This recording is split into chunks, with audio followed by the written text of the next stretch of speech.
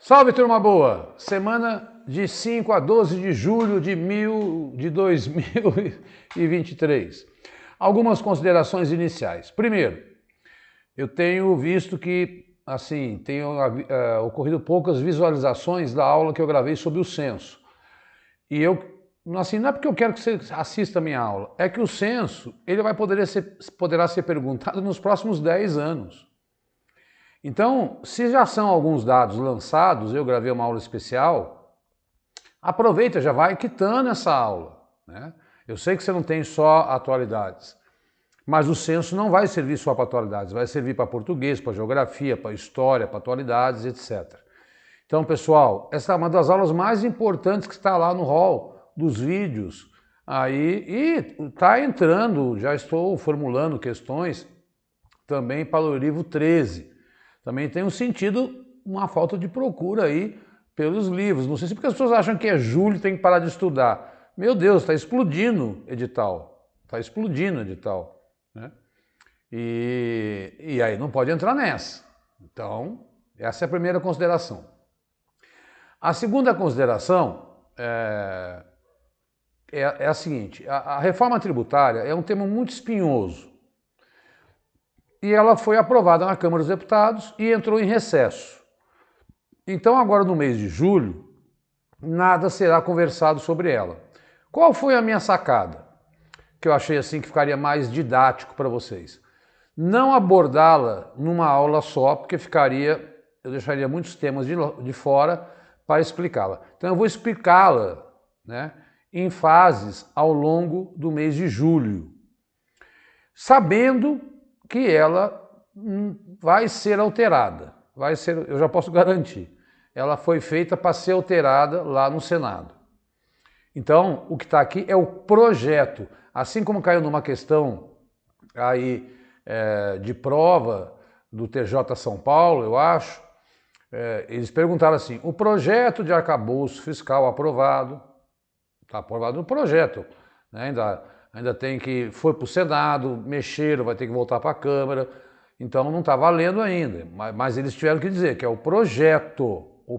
Então, isso tudo eu vou repetir, tá? Então vamos lá, que temos mais de 25 temas aí para trabalhar essa semana. Divulga os livros, divulga a aula para os seus colegas, é gratuita, é semanal, é um ritmo, eu não paro, porque gravei ontem, gravei hoje, vou gravar amanhã. A gente está sem parar, porque não tem como parar, né?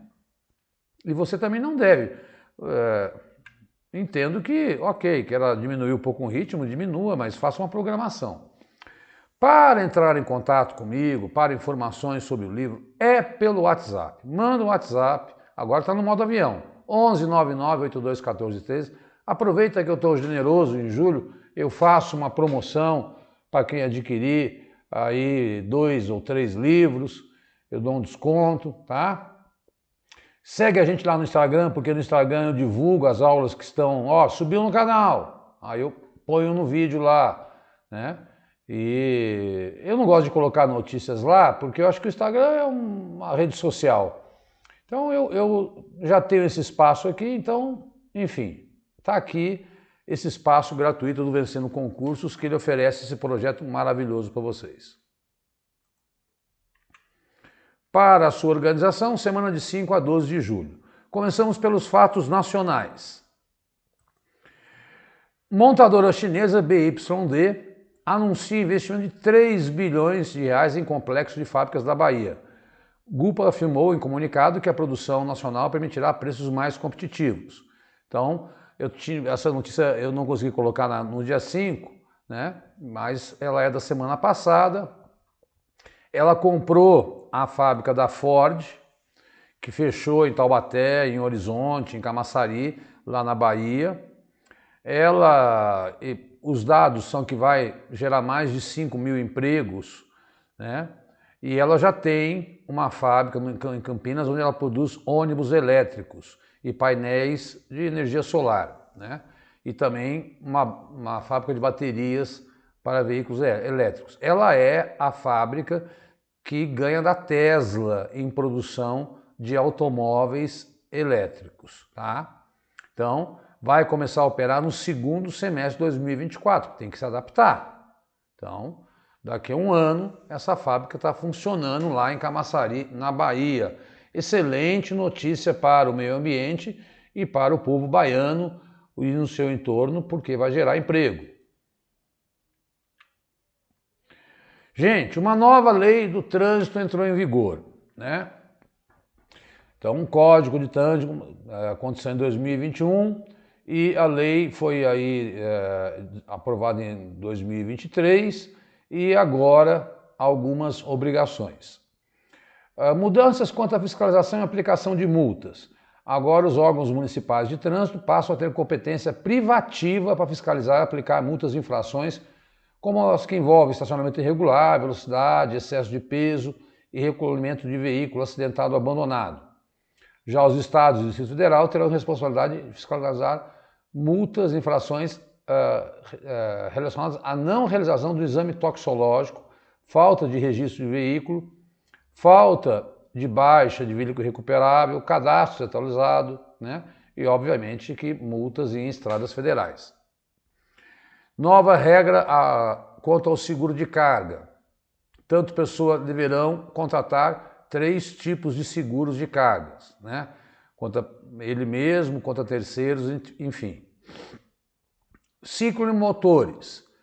Também, ciclomotor, veja, é aquele que não tem pedal. Tá? A diferença do ciclomotor para a bicicleta elétrica é que o ciclomotor não tem pedal. Então, tem que ter habilitação A ou ACC e tem que usar capacete e tal, mesmas regrinhas de moto. Tá? Então, entenda a diferença entre ciclomotor e bicicleta elétrica. Na bicicleta elétrica, aliás, pode até 30 km por hora e no ciclomotor até 50 km por hora.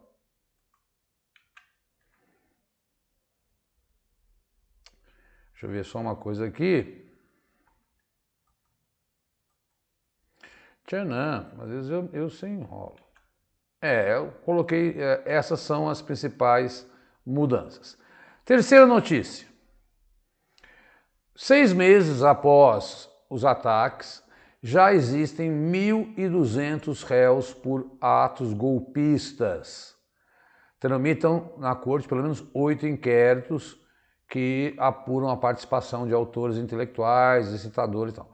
Repito, 8 inquéritos, existe a CPI do MST, existe a CPI dos atos golpistas lá no Distrito Federal, existe a CPI do 8 de janeiro, tá? A CPMI, né, porque é mista. Então, só para a gente aí entender o que está tramitando nessas comissões parlamentares de inquérito, e isso aí é a investigação que ocorre lá no Supremo. Desses 1.200, eu sei lá, não vou chutar, talvez 1.000 sejam inocentados, porque são réus em primeira instância, enfim, tem lá os atenuantes da pena, né?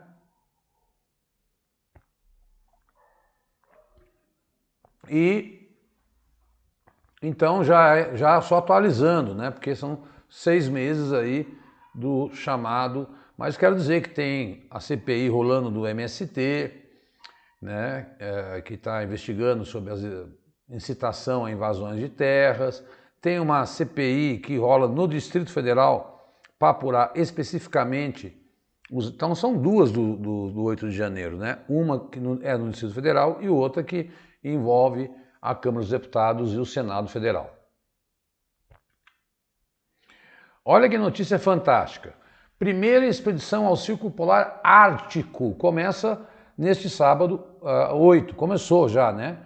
Operação Ártico 1 marca Dia Nacional da Ciência e do Pesquisador Científico, celebrado em 8 de julho. O grupo vai gerar dados sobre a região para novas pesquisas e futuras expedições. Então, são 5 pesquisadores que vão até a Noruega, de navio, e depois vão ao Polo Norte, né?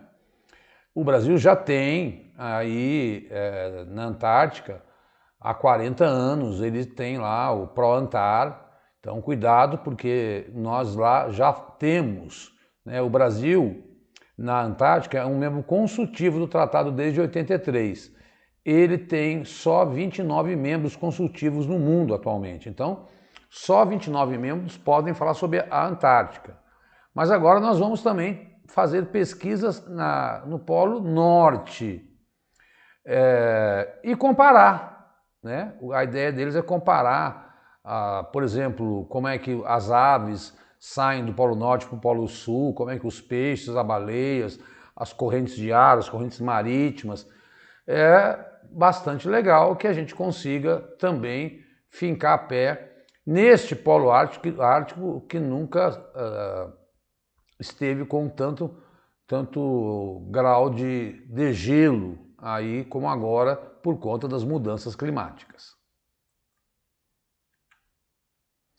Bom, no contexto das reformas, vamos com muita calma. Existem 3 pontos até agora. Primeiro ponto, arcabouço fiscal, que foi aprovado na Câmara, foi para o Senado, houve mudanças, voltou para a Câmara. Está parado lá. O que é o arcabouço fiscal? É o quanto o governo pode gastar. Pronto, isso é uma coisa, certo? Então, está parado na Câmara, tem lá o projeto. Gravei uma aula aqui sobre esse projeto, que foi alterado. Quando for votado pela Câmara, a gente volta aqui e traz as atualizações. Tá? Então já tem um projeto aí. Não vou ficar detalhando as alterações do Senado. Existe uma outra mudança em relação ao CARF. Vamos lá. O que é o CARF? O CARF é o Conselho de Administração de Recursos Fiscais. Ele foi formado, né, em 2008. E qual era a questão do CARF? Então, a pessoa fala assim, olha, eu vou lançar um produto aqui. Que produto é esse? É um sorvete ou é uma bebida láctea? É um bombom ou é um biscoito wafer? Conforme a classificação aí por esse tribunal, incidia o imposto. Foi o que aconteceu com o caso do sonho de valsa, que deixou de ser bombom para ser biscoito wafer, né? E aí ele tem imposto zero. Foi o caso, você não vê que no McDonald's não vende mais sorvete, né? Ele chama de sobremesa, porque ele classificou aquilo como bebida láctea, também para diminuir impostos. Como tinham 8 membros, né? Então 4 ligados ao governo e 4 pelo contribuinte, às vezes dava empate. E quem dava o voto de qualidade, quem que desempatava? Eram os 4 membros indicados pelos contribuintes. O governo sempre perdia. Bom, nessa medida provisória que foi aprovada, agora, se empatar, o voto de qualidade passa para as mãos do governo. Ou seja, o desempate é para o governo, o que significa que o governo vai, assim, obviamente, todo governo é ávido por mais impostos, nós sabemos disso, ele vai desempatar favorável a ele para que possa incidir mais impostos. Então, esta é uma mudança, uma vitória do governo, que ele estima aí arrecadar 59 bilhões por ano. Só para você ter uma ideia, existem em disputa 166 bilhões de reais no CARF. Ora, o cavalo puro sangue, se é manga larga brasileiro, é imposto zero. Se é manga larga inglês, tem 15% de imposto. Ora, é preciso arrumar isso no Brasil. É isso que a reforma tributária está tentando fazer. Simplificar. Neste caso, que é a segunda mudança, o arcabouço é aquilo que o governo pode gastar. O CARF é para avaliar aí a qualidade dos produtos, né, para saber qual o imposto que vai incidir sobre ele. O voto de qualidade ficou para o governo. Então o governo ganhou, aprovado na sexta-feira. Muito bem, pessoal. Aí veio a pergunta, por que desmatamento cai na Amazônia e aumenta no Cerrado? Os números de cada bioma. Total de área sob alerta de desmate caiu 33% na Amazônia. No Cerrado, cresceram 21%. Então, aí as ações. Por que a Amazônia tem aí caído o desmatamento e no Cerrado tem aumentado? Retomada de cobrança de multas, 2 bilhões. Intensificação de destruição de equipamentos usados em crimes ambientais, 452 termos de destruição. Retorno de aplicação de embargos remotos, que congela a área, né? Congela o uso da área, então ninguém mais pode usar. Intensificação da fiscalização e o governo, como eu já falei, retomou o PCDAM, né? Que é um plano para prevenção e controle da Amazônia. No Cerrado, dificuldade de monitorar autorizações para desmatamento, não existe uma política para o Cerrado, né? E o Cerrado é onde o agronegócio cresce. Falta de reconhecimento do território ocupado por povos tradicionais. Só 8% do bioma são legalmente protegidos com unidades de conservação. Falta um plano de ação que o governo diz que está fazendo. O Cerrado hoje que é o segundo maior bioma brasileiro.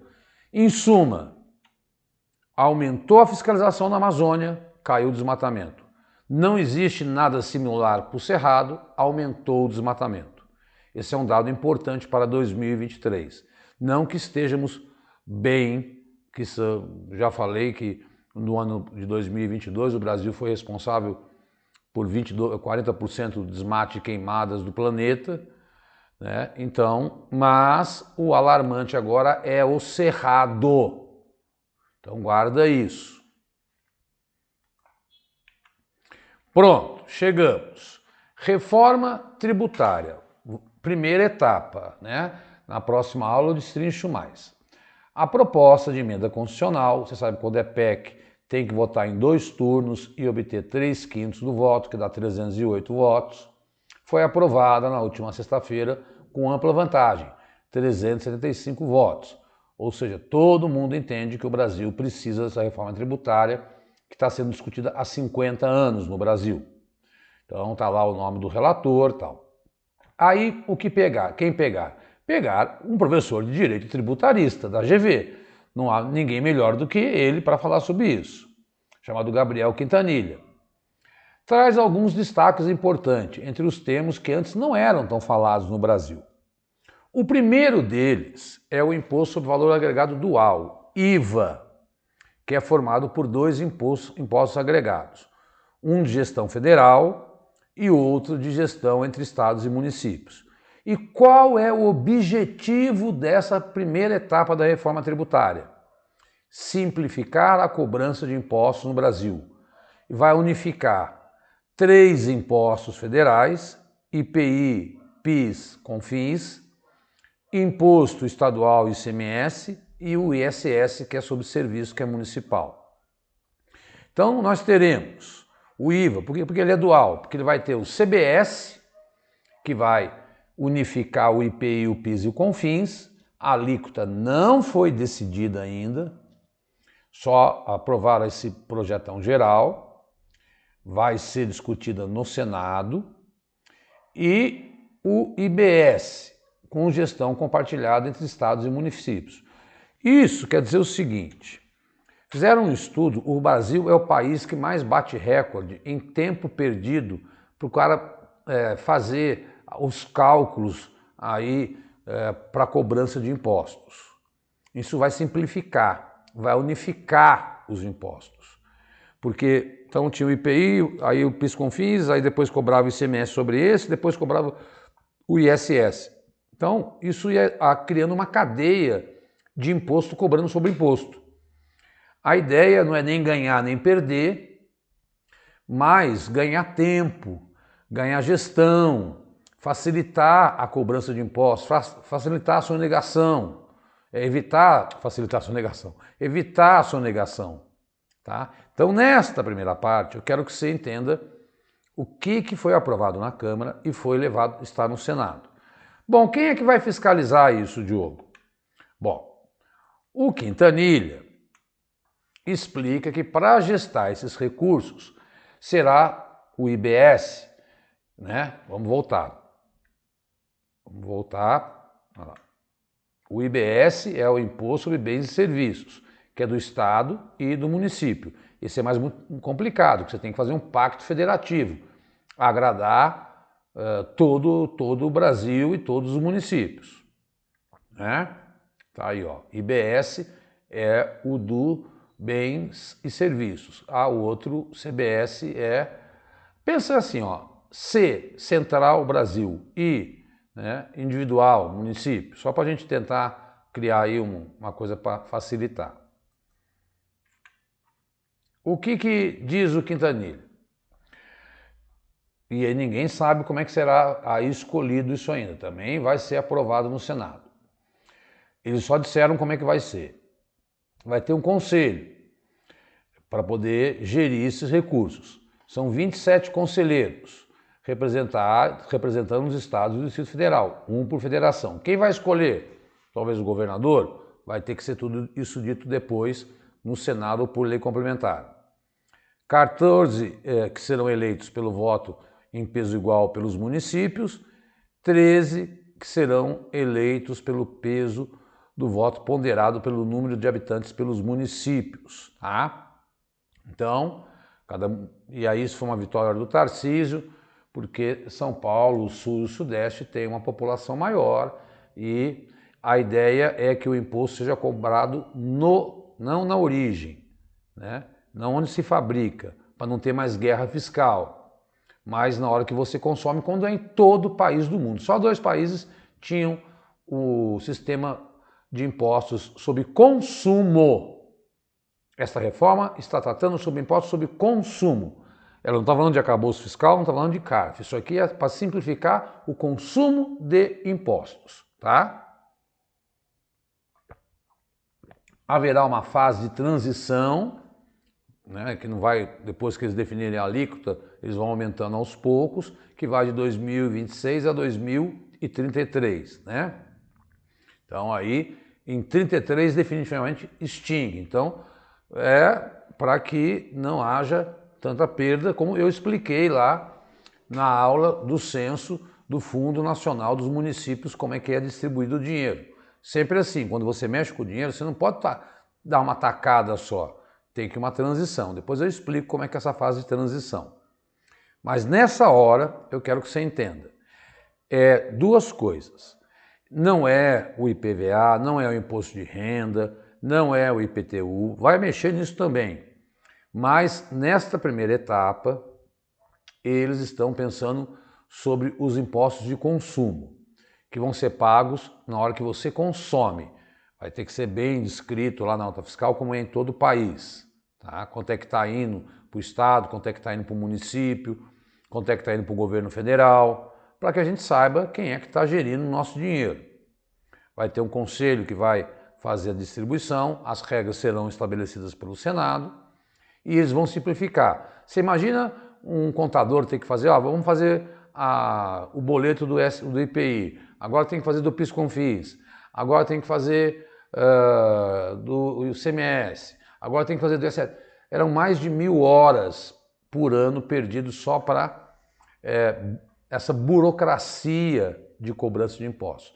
Por isso que a FEBABAN, né, todo mundo entendeu que isto vai ser bom para o Brasil, porque vai simplificar e vai facilitar a gestão dos negócios no Brasil, e isso dá tempo do cara pensar em investimentos, pensar em melhorias, né, diminui os custos aí com esse tipo de papelada, destrava a burocracia, evita a falsificação de documentos, enfim, tem vários benefícios. Vejo isso, aliás, é unânime que tem que ter essa reforma tributária, só vamos observar se os mais pobres vão continuar pagando mais impostos como os mais ricos.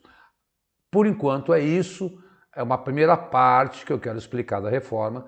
Na próxima aula do dia 19, eu conto mais sobre essa reforma que foi aprovada, tá? Outras coisinhas, outros detalhes aí que também envolve, por exemplo, cobrança de IPVA, já vou dar um spoiler, IPVA sobre lanchas e jatos, eles também aprovaram, tá? Então aí eu acrescento na próxima aula. Rapidinhas! Ludmila falou, olha pessoal, quem for lá doar sangue, eu dou ingresso pro meu show. E essa fantástica ação dela fez com que batesse o recorde desde que o Banco de Sangue no Rio de Janeiro abriu em 1944. Parabéns, Ludmila! E se todos os artistas fizessem isso, né? Mais um país vai fazer doação para o Fundo Amazônia. Era Noruega e Alemanha, já Estados Unidos, Reino Unido avisaram e agora a Suíça também. Eu fui no velório, porque é do lado da minha casa, eu havia conversado com ele, é considerado o maior dramaturgo brasileiro, eu nunca vi nada igual na minha vida, José Celso Martinez, infelizmente nos deixou, e ele é um revolucionário com o seu teatro oficina, quem não conhece eu convido a conhecer, é na Rua Jaceguai, aqui na Bela Vista, várias peças tradicionais, pai de grandes atores brasileiros que estavam presentes no velório, no quarteirão da minha casa. E eu sempre frequentei o Teatro Oficina, né? Que trava uma briga enorme com o Silvio Santos aí pelo terreno. Querem construir um parque ali. Infelizmente ele morreu após um incêndio em seu apartamento. Uma grande perda para a dramaturgia brasileira. Cais do Valongo. Cais do Valongo é o único resquício que tem aí em espaço físico da escravidão no Brasil. E ele foi declarado pela Unesco Patrimônio Histórico da Humanidade. E eles começaram digamos assim, a revitalizar lá no Rio de Janeiro. Então, estavam fazendo reformas urbanas e encontraram esse cais que era, depois que a proibição de tráfico de escravos no Brasil ocorreu, ali eles faziam tráfico clandestino. E é o único espaço físico que nós temos aí que remonta à época da escravidão no Brasil, tá? Foi construído em 1815. Comando dos Estados Unidos que matou o novo líder do Estado Islâmico na Síria, com drones. Né? E aí cai um líder, sobe o outro, né? E os americanos continuam na guerra ao terror e a ideia é sempre cortar essas lideranças. E eles temem pela ação do Estado Islâmico e no começo do ano tinha matado um, no final do ano passado, matado um líder, colocaram um outro e agora anunciou que matou. Né? Lembrando que o Estado Islâmico não está atuando muito na África agora. Bom, polêmica. Estados Unidos confirmam que vão enviar bombas de fragmentação para a Ucrânia. Deve ter visto essa aí. Esse é um tipo de bomba que há um acordo onde mais de 100 países não utilizam, porque é uma bomba muito polêmica. A Ucrânia, a Rússia e os Estados Unidos não assinaram esse acordo. É uma bomba que vai com vários explosivos dentro, ela abre no ar. E aí, o que acontece?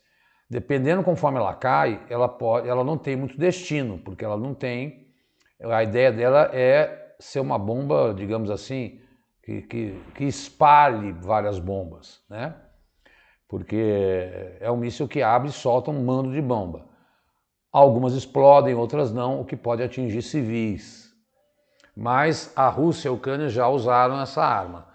Muita gente condenou, mas continua essa doação de armas para a Ucrânia. Brasil, dados do IBGE, começam outros dados, né? Tem 8,9% da sua população pessoas com deficiência. São 18 milhões de pessoas no Brasil. Quando você pega aí os maiores percentuais com deficiência foram entre mulheres e pessoas autodeclaradas pretas e na região Nordeste, tá?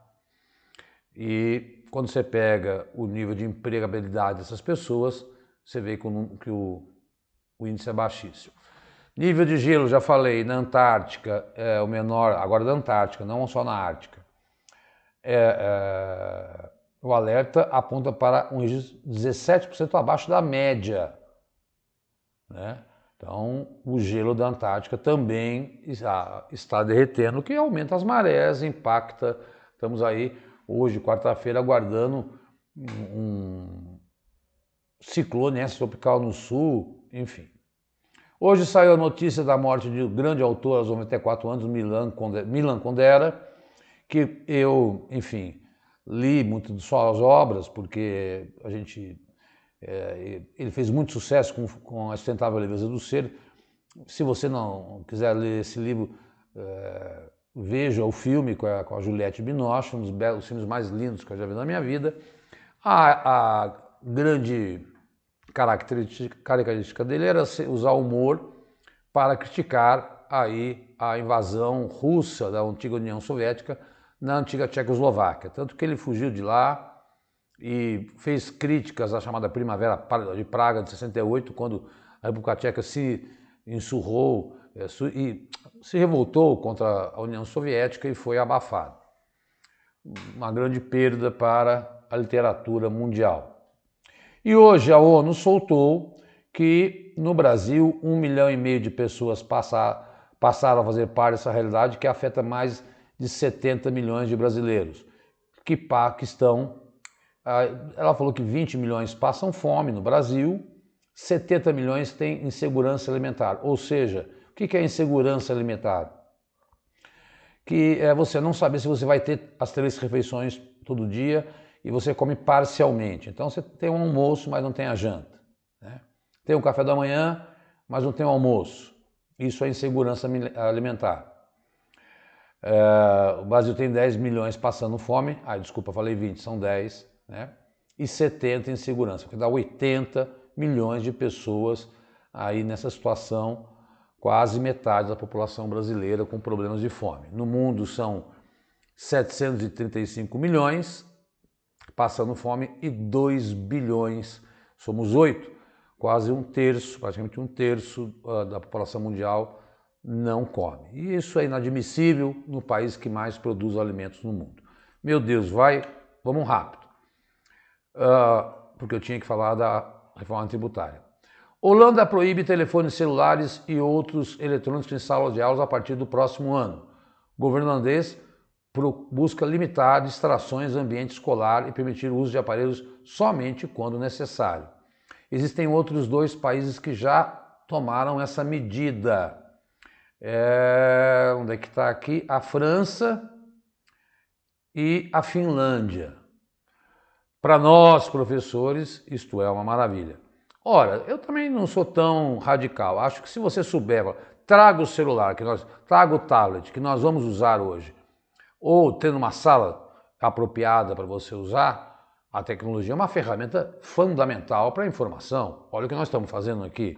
Agora, não dá para ficar o aluno fazendo rede social em sala de aula. Holanda proibiu, assim como França e Finlândia. Bom, semana passada, 2 dias em seguida, o mundo bateu o recorde de temperatura média. Lógico, você vai, 17 graus é muito calor? Gente, eu já falei que já morreram mais de 100 pessoas no México, né? Eu estava vendo hoje que a Itália está desesperada. Quando fala em média de 17 graus, é porque está pegando, né, o polo, que é gelado, e a linha do Equador, que é muito quente. E aí, a semana mais quente da história da humanidade foi a semana passada, tá? Então, e por que morre de calor? Porque mata a proteína do corpo humano de órgãos vitais. E aí, simplesmente, o órgão vital deixa de funcionar e a pessoa morre. A proteína, com o calor, a proteína não sobrevive. E ela é o alimento do órgão aí vital. Essa é a explicação mais simples que eu posso lhe dar. Tivemos, portanto, semana passada, a maior semana em média. Cuidado, é média, hein? Recorde aí. Se esse recorde for batido, eu volto aqui e aviso. Mas é fato, eu estou batendo nessa tecla, as provas estão pedindo e eu acho fundamental você estar sempre atento aos dados.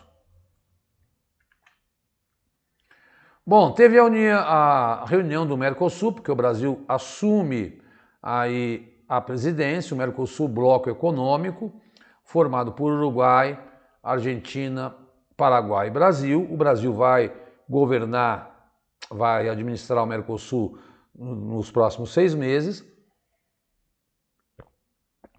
É rotativo. Qual foi a polêmica? A polêmica é porque existe um acordo no Mercosul que diz que todos os 4 membros têm que assinar tratados em conjunto. E o Uruguai quer fechar um acordo bilateral com a China. E aí o Mercosul fala, não pode. Ou vai todo mundo, ou não vai ninguém. E ainda o Luiz Alberto Lacalle Pou reclamou da posição dos outros países em relação à Venezuela. A verdade é o que ele fala, né, lá embaixo. Segundo Lacalle Pou, que não assinou o documento, é que substancialmente não existe nada do acordo do Mercosul com outras regiões. E o Uruguai luta para conseguir mercados. Não é um capricho. A participação do Uruguai no Mercosul foi se enfraquecendo. A balança comercial do Uruguai, com cada um dos países sócios, é deficitária. Ou seja, eles mais compram do que vendem. Precisamos avançar. Se não for juntos, fazemos bilateralmente. Ou seja, eles querem aí ter autonomia porque eles estão comprando mais e querem vender para outros países, terem mais negociação. Isso coloca o bloco em xeque num momento onde o bloco está tentando fazer uma composição com a União Europeia. O problema é que o Brasil preside, e olha esse dado, olha a força do Brasil, né? Só o Brasil tem 72% do PIB do bloco. Então, a força política brasileira, em termos de riqueza em dólar, sobre o quanto vale o Mercosul, é de quase 3/4. E aí, então, o Brasil pode pressionar aí os outros países a não assinarem acordos bilaterais que favoreçam somente eles. Tem que favorecer o bloco todo. É um desafio diplomático, vamos ver como isso se desenrola. Mas esse presidente do Uruguai é de declarante de direita, não concorda com a posição do presidente Lula e da Argentina em relação à suposta chamada democracia relativa que existe na Venezuela, segundo Lula. Bom, só para alertá-los, e que foi um alerta da ONU, que o Sudão, que começou a guerra civil lá em abril, né, entre os militares que governam o país e as forças de apoio rápido, as FARC, que, né, é uma milícia, a ONU diz, olha, o Sudão está à beira de uma guerra civil.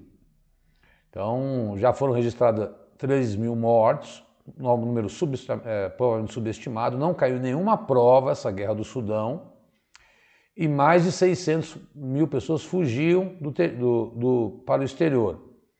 E 3 milhões fugiram de suas casas. Então, tem gente tentando negociar a paz, mas é mais um problema de guerra, só que agora muito semelhante à guerra da Síria, né? Mas eu já conversei sobre isso, agora a ONU alertou. ONU, nós estamos falando disso desde abril, né? 3 milhões de pessoas saindo de casa. Turquia deu aval para a entrada da Suécia na OTAN. Lembrando que a Finlândia já entrou e que a reunião que está acontecendo na Lituânia, terminou hoje, o Erdogan, como é membro da OTAN, todos têm que aprovou a entrada da Suécia. A Suécia é uma grande potência militar, aí o bloco passaria a ter 32, hoje tem 31 com a Finlândia. E, por exemplo, nós compramos os caças Gripen da Suécia, porque eles têm uma tecnologia em caças fantástico. E o Erdogan ele quer entrar na União Europeia, Mas aí disseram, não, a União Europeia é um bloco econômico, a OTAN é uma organização militar, não tem nada a ver. Aí o Erdogan cedeu, como os americanos vão dar armas para eles também, agora é um processo que vai aí ter um trâmite burocrático e a Suécia vai entrar na OTAN, tá? Na reunião de hoje a Ucrânia pediu para entrar, mas por que a Ucrânia não entra na OTAN e esse é o grande imbróglio? É o que o Biden diz. Se a Ucrânia entrar na OTAN, a Rússia atacando a Ucrânia é simples. Como ela está atacando hoje, né? Tem o artigo 4 que diz que se um membro é atacado, todos os outros são atacados. O que aconteceria? Né? Aconteceria que o mundo, hoje, não tem uma guerra declarada. Há a guerra por procuração. Os países da OTAN prometeram, agora na reunião lá na Lituânia, que terminou hoje, em dar mais armamentos para a Ucrânia, né? Mas eles não estão lutando diretamente com a Rússia, eles fornecem, treinam armamento. É uma guerra indireta. Mas, se a Ucrânia entra na OTAN e a Rússia ataca, como está tendo a guerra da Ucrânia, né, a guerra com a Ucrânia, simplesmente nós teríamos uma terceira guerra mundial. O próprio Medvedev falou isso hoje, que é o braço direito do Putin, porque seria Estados Unidos lutando contra a Rússia, as duas maiores potências mundiais. Eu aproveitei o espaço aqui e deixei uma outra notícia.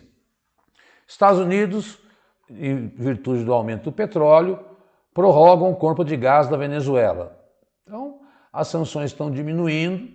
Vamos acompanhar como serão as eleições da Venezuela no próximo ano, porque os americanos precisam comprar esse petróleo, já que o petróleo encareceu devido à guerra da Ucrânia, e aí eles estão flexibilizando. Tomara que isso ajude o povo venezuelano. Não quero saber do governo, quero saber do povo. Meu Deus, por fim, mais de 61 mil pessoas morrem de calor na Europa no verão de 2022. 61 mil pessoas. Só na Europa, no verão do ano passado. Depois você dá uma olhada nos dados, veja como é que calor mata, né? Prevê ainda 94 mil mortes caso países europeus não tomem medidas para conter mudanças climáticas. Isso é um dado do ano passado que está saindo esse ano. Então, já que eu falei muito de mudanças climáticas, olha o número aí.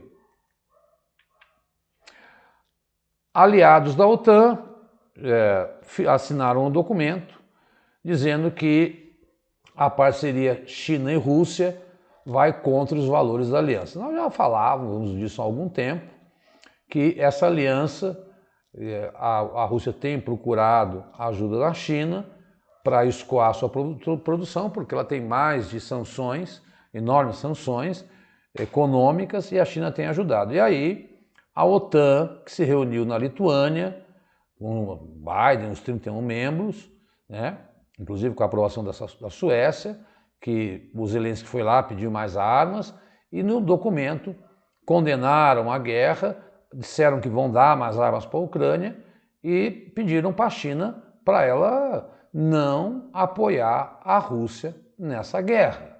Esse foi o documento aprovado. É claro que eu acho que a China não vai perder essa oportunidade, porque a China não quer nem saber, ela quer estar em todos os tentáculos do mundo. Pessoal, teve esse tempo grande, aí este é o último livro, para quem assiste às aulas, ele trata de maio a junho com 50 questões comentadas, de Brasil e mundo. Temos esses outros, esse é o 12, o 11, não, isso aqui esses três são do segundo semestre de 2022, que as provas estão pedindo. Tá sempre aqui dizendo. Isso aqui é da transição, volume 9, tá? Esses aqui, o 10, o 11 e o 12, que foi o último que eu soltei, eles já são de 2023. Aí eu conto aqui, ó. Então, aqui faltou falar que era de 2023, no preto da direita, mas a data já vai dando uma noção para você, né? E não sei quando vou terminar, porque eu preciso dos fatos. Diogo, estou interessado nos livros porque eu vou fazer prova e vai cair atualidades e eu não tenho onde estudar. Posso dizer, graças a Deus, que todo dia eu recebo uma notícia, seja de qualquer lugar, de vários cantos do Brasil. Olha, estava lá no seu livro. Olha, estava lá no seu livro. Olha, estava lá no seu livro. Porque a gente complementa com a aula temas que a gente não consegue colocar aqui. É só me chamar no WhatsApp, como eu já falei. Manda o WhatsApp, que eu faço uma promoção, cada exemplar é R$25, mas eu faço um desconto, te ajudo e mando em PDF, a forma mais barata aí de você ter acesso a questões inéditas. Qual é o grande lance, Diogo? São os comentários. Os comentários é que a pergunta é uma provocação, o comentário é que disseca aquele assunto. E também, para quem está assistindo pela primeira vez, aí a assinatura premium do Vencendo Concursos, eu sempre digo, tá? Os endereços, você está vendo aí agora, tal. Outro dia o aluno falou, vai ter um concurso para uma cidade específica de Pernambuco. Eu falei, manda o WhatsApp para o Cristiano que ele te responde, tá? Então, entra no site do Vencendo Concurso, tem lá o WhatsApp, se não responder imediatamente, futuramente ele responde. Bom, deu muito tempo porque tive que falar da reforma tributária, não queria me estender, mas é isso. Na aula que vem eu disseco mais a reforma tributária. Até o dia 19, sem parada, vamos estudar, divulga o nosso trabalho, manda para o seu amiguinho olhar nossas aulas. Um forte abraço, amiguinha também, e conte conosco, manda o WhatsApp que eu te explico sobre os livros. Tchau, tchau. Fica com Deus. Boa semana.